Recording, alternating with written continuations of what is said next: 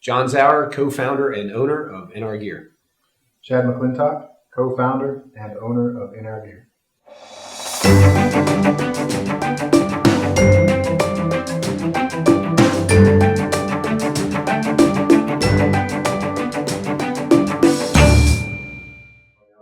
For me personally, it's a family thing. I grew up in the fire service. My dad was a firefighter. My grandfather was a firefighter. So I graduated college with a degree in computer information systems, and 2 months later got hired by the department that I'm with now.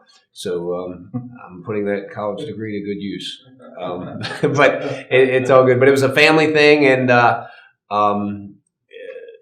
love it. It's a great profession. My wife tells me that I have undiagnosed ADHD, and to not, maybe that's true, maybe that's not, I don't know, but to not know what you're going to do today is the absolute thrill.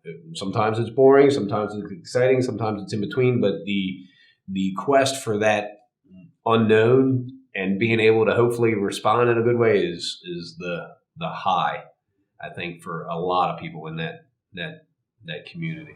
My background is a little bit less traditional. No one in my family was ever in the fire service. I actually worked in physical therapy for about 10 years before I decided that this was the direction I wanted to go.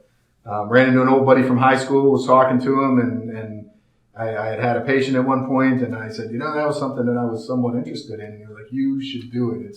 It's phenomenal. And once I got my first taste, I couldn't get enough. And John's right. It is a little cliche to say, everybody wants to help people. Nobody wants to really hurt people in general. But you do. You feel like, if you work hard here, if you try to develop yourself as a first responder, that you can actually make a difference in people's lives, whether it be through rescue, through EMS, whatever it may be. But it's a very gratifying job to have, and a lot of people don't realize how much that we like doing those things that those other people don't. And he's right.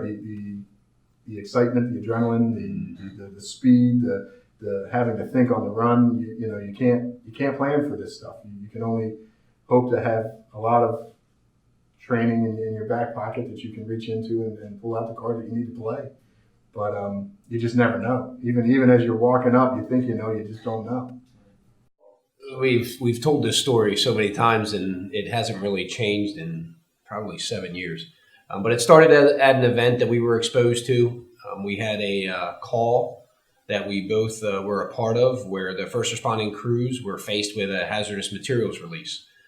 They were a good group of firefighters that went in and did a recon to make sure everybody was out, and they came out, and collectively as a group, we realized that we didn't know how dangerous the environment was that we were operating in.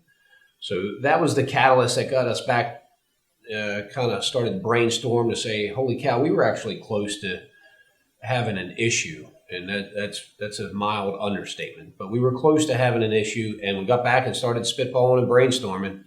And here we are some seven years later with what we came up with to help address that.